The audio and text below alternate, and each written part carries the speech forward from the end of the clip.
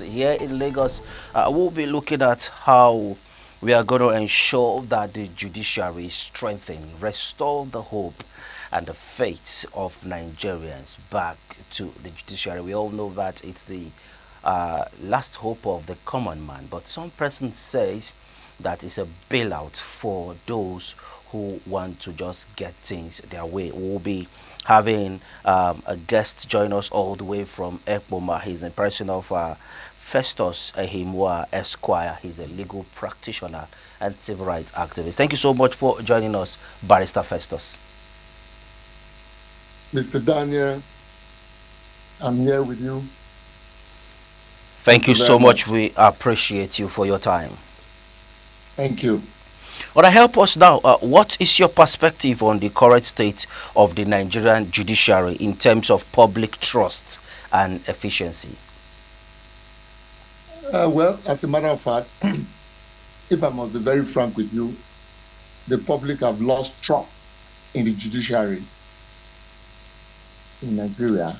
They don't believe that the judiciary is the last hope of the common man anymore, not because the judiciary are not doing well, because people have just refused to believe in the judiciary or have trust in the judiciary. That's one of the problems, because they have come to believe that any judgment given by the judiciary is a purchase judgment, especially in the electoral aspect.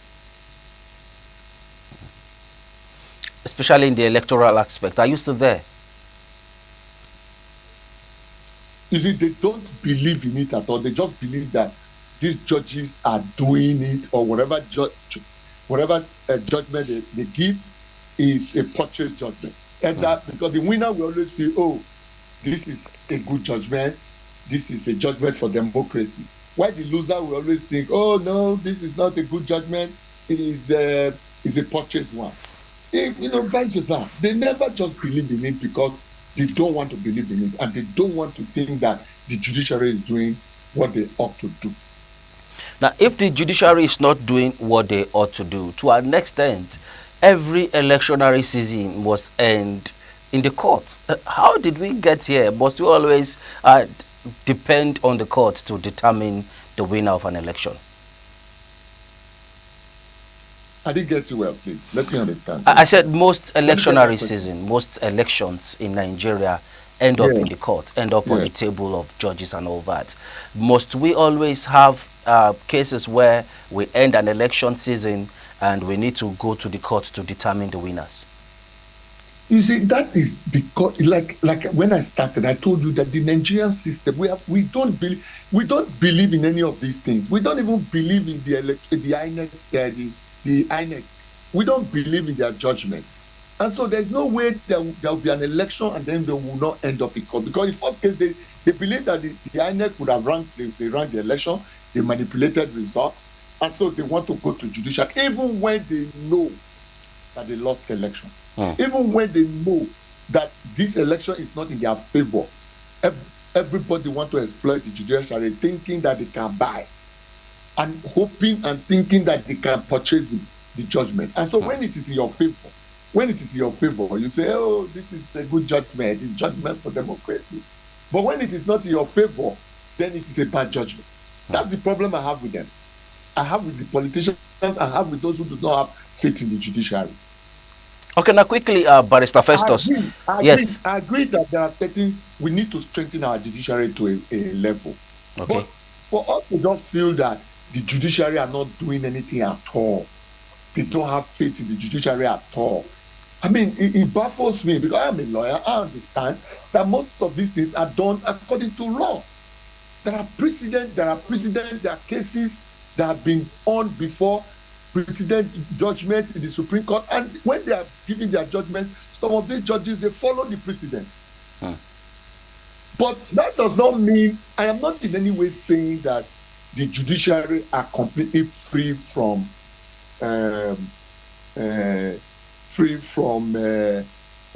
corruption. I'm not saying that, but we should give faith to our judiciary to a very large extent.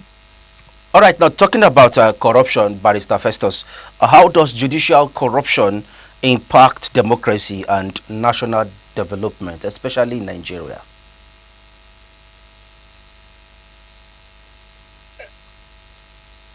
You see, judiciary corruption has a lot of impact in our democracy and the development in Nigeria. Because if the judiciary, that is the hope of the common man, has become corrupt, of course, then and many things will not go well. So it has a lot of impact, so much impact in the development of this country and Nigeria in particular. So we need to strengthen our judiciary. They need to be so much, there need to be an independence of the judiciary such that the development will be easy. The development in Nigeria, people will believe that doing it right is the duty of the judiciary. And when doing it right is the duty of the judiciary, then anybody who does it wrong knows that the judiciary is going to unturn whatever the person has. The judiciary is independent and free from corruption. That's only when it can happen like that. Away from corruption and the independence of the judiciary, Barrister Festus, delayed justice is a common complaint from many quarters. So what reforms are needed to enhance the speed and efficiency of the judiciary in terms of ensuring speedy delivery of judgment? Yeah, they said justice delayed is justice denied. And when justice is delayed, of course, it's as good as denying the person. So the judiciary need to put in so much modernized processes. They need to introduce modernized processes to ensure that they deliver justice timely. Because you can't imagine a case staying in court for 5 years, 6 years. People get tired and lose faith in it. So it depends. You see the electoral processes. The electoral law makes electoral processes, they speed it up. They ensure that it has a time lag. There's nothing wrong in we putting the law in together to ensure that a particular case of this nature should not exceed a year. Should be speedily delivered. Should not exceed a year. Adjournment should not be encouraged when it's not necessary. It's a very simple thing for us to readjust our civil procedures and ensure that cases are timed, depend on the nature of the case. You say, well, a criminal case should not exceed 1 year in court. A civil case of a land of this nature should not exceed 1 or 2 years in the court. And then adjournment and pleadings should be restricted in such a way that we can speedily deliver judgments. Okay. And when you don't give such time as stipulated in the procedure, some judges or some lawyers will have opportunity to always, when they know they have a bad case, they will always begin to till that, give reasons, adjourn cases. They want to frustrate the case so that the opponent can get tired and abandon the case because they know that their case is bad. So, but when it is timely by the procedure, of course, you can't run away. You either do your case or then judgment comes. Now, to an extent, some stakeholders are of the opinion that the judiciary is not really independent, as it were. You know, it's the third arm of government, but to an extent, they are saying it's not independent on its own. People are saying he who pays the piper determines the tune. Those in power, those in authority, the executive, in quote, determines or twists those in the judiciary. Do you agree with that? I agree completely that the judiciary are not independent. I agree completely, because if you look at it, it is the people in the government, the executive, that appoints the judges, even when it is a recommendation from the NJC. but it has to be the judiciary have to swear in the judge. Hmm. They pay their bills. They pay their salaries. They provide accommodation for them. You can imagine there was a situation in Abuja in FCT where the minister of the FCT was saying that they needed to provide accommodation for all the churches. I mean, you can't provide accommodation for people and you will not be able to influence them. You see, they should allow these people to do their things themselves. Create a fund from the Consolidated Revenue Fund for the judiciary. When that fund is created and they make it possible for them to have access to their fund without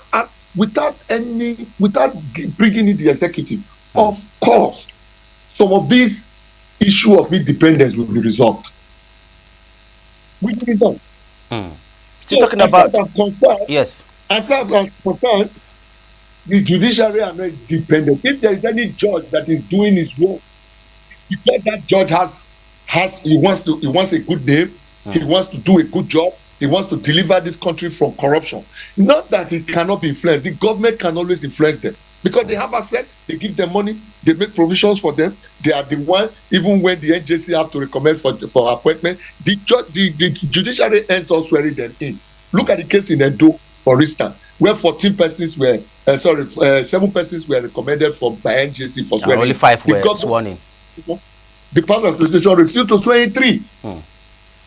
Refused to swear in 3. And it means that the executive are still involved in anything to do with the judiciary. So if we can cut off the executive away from the judiciary completely, both employment, both appointment, both finance and all, I can assure you that there will be a level playing ground, and then these people will be able to deliver justice without bias.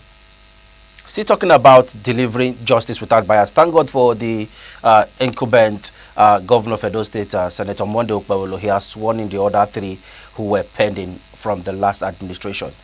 Some persons are still worried about Barrister Festus. There's still this serious call for concern. The past administration of President Muhammadu Buhari had so many glitches, from the printing of Naira notes and so many other issues. Emefiele is still embattled right now. He's still going through some legal proceedings. But the man who actually appointed him and was approving everything he was doing is working freely. We saw recently in the United States, the president-elect Donald Trump, he stood trial. And of course, he faced it squarely. But it seems in this part of the world, those in authority, even after office, because we believe when they are in office, they have immunity. But even after they have left office, there still seems to be this huge clause covering them from being prosecuted. Is this right? Well, it is not right. But let me tell you something.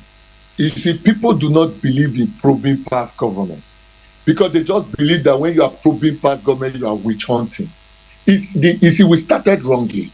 And that is why anybody who probably wants to start probing will always begin to get the public, negative reaction saying, did you probe B? Did you probe C? Why is it that it is CA that you want to probe now? Like, for instance, I give you an example in Edo now. Monday Okpebholo said he wanted to verify the assets in the state, and then set up the committee to verify the assets of the state. Some persons are already saying, some Benin persons are trivializing it, already saying, oh, why do you want to probe Obaseki? Did you probe Shomole? Did you probe Lucky? Did you Shomole probe Lucky? Did you probe Sumbo? So why are you not probing Obaseki right now? What is the essence of probing Obaseki? People are already seeing it as a witch hunting form, because we did not start well. Because when you take over government, whether it is your party member, whether it comes from the political party or comes from the opposition, I think the best thing is accountability. Because whether you leave the office, make yourself available for probe, make yourself available for verification, make yourself available for accountability, whether you are from the same political party or not. And I'm sure that if we were doing that subsequent, as government ends, we were doing that as government ends, I'm not sure anybody will be complaining now, why are you probing Obaseki? Why are you looking at the asset of the state? What is wrong? in looking at the asset of the state? What is wrong in ensuring that the assets of the state are claimed or taken from those who are with it wrongly? What is wrong about it? Let us be very frank. But in the eyes of the public and many persons now who are supporters of Obaseki are seeing it as a wrong process, are saying, Monday, please concentrate in your regime for years, do your own, leave Obaseki alone. Obaseki has done his own. Don't bother about Obaseki. You see, that's the problem. That's the problem we are having in this country. As far as I'm concerned, we started in a very wrong footing. No government makes himself or herself available for probing, for accountability at the end of his tenure. So when anybody tries to do it, it looks as if there is a witch hunt. Barrister Festus, yes, please land on your thoughts. It discourages anybody who wants to do it, because if, for instance, I am the governor of the state, I am trying to find out what is happening in my past government, and some people are not saying, oh, you are witch hunting, it will go a long way to affect my thinking and my decision, because I will also be thinking that if you leave, by the time you now leave, somebody else will come and do it to you. So that could also restrict the action of the person in power or the governor in power. I think we are morally getting it wrong. We are morally getting it wrong. Okay, if we are morally getting it wrong, do we have persons who are untouchable as far as the law is concerned? Is anyone entirely above the law? As a legal expert, please help us make sense of this. The Constitution is very clear. Nobody is above the law. But those are documents. Those are in the paper, that nobody is above the law, apart from those who are immune, who has immunity within the period of their tenure of office. As long as they're not within the period of your immunity, of course, whatever you do, you're prosecuted. But the question is it really like that? Is it practically done like that?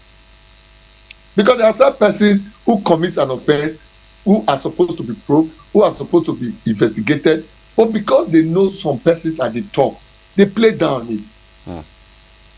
They play down, they dilly it, they looked at it, they played down. At the end of the day, they will tell you the matter is over. They will not look at it. Okay, look at Buhari, for instance. Are you saying that there is no reason to probe or look at the administration of Buhari and see whether, because if the CBN governor has done so much wrong, many of these decisions taken by the CBN was a directive from the presidency. But it is only the CBN governor that is going through the whole stress now.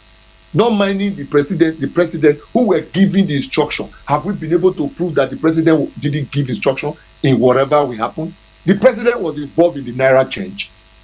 The president was involved, approved the Naira change. But today, it's only Emefiele that we're looking at. Because, people seem to say, these are certain persons that are not touchable. You don't touch them. Because when you touch them, you are witch hunting. This is our people from the north. Did you touch the one from the south? Did you touch Jonathan? Why is it that Buhari you want to touch? Is it because he's an Igbo man? Is it because he's an Hausa man? You can't touch him. These are moral wrong. You see, our mindset. We need to be educated. We need to educate our people. Our people need to be educated such that they understand that probing and accountability is not a crime. It shows transparency. It's just about showing your level of transparency during your tenure of office. I mean, what is wrong in telling you, well, how did you rule this country for 4 years? How did you rule this country for 8 years? How much did you get? What did you spend? How much is remaining? What is wrong in that, for God's sake? So talking about transparency, what measures can be taken to ensure the impartiality of judges, especially in politically sensitive cases? Well, for us to ensure that judges are impartial first, there must be judicial independence. Must be judicial independence. The executive must separate itself from the judiciary. The influence from the executive must be absent completely. Must be absent. And if we want to talk about aspects, both in employment, both in appointment, both both in funding, they must be absent. That's number one. Number two, merit-based appointments. Judges should be appointed on the basis of merits. Merit, you have to merit it, you have to be qualified, not because you are involved or you know Mr. A or Mr. B, or you are a son to the former chief judge or chief justice, or as the case may be, and then you are appointed. No, it doesn't have to be like that. Then we need to strengthen the rule of law. We need to strengthen the rule of law. We need to apply the law equally. The law has to be applied equally. No favoritism, no bias. We have to do that. If we don't do that, and many others, the judiciary will always be biased. For instance, again, accountability of the judges. They should be disciplined where they err. There should be a process on ground to ensure that there should be a process where judgments are revalued, are reviewed.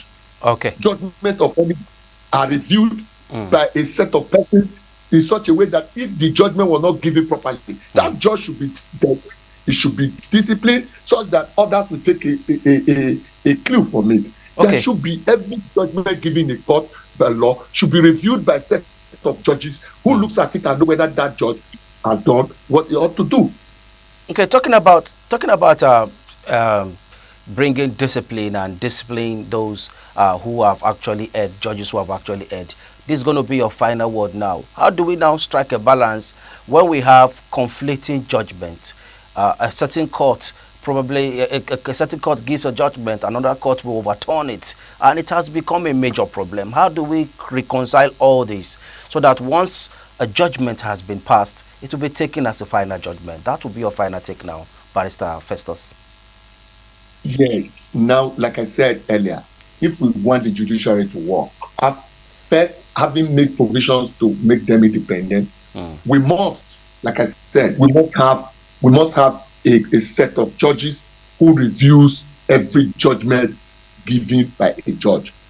If they should be able to find out using the law, using the procedure, using the case law, using the past precedent law, to know which judge has done wrong or went wrong in his judgment.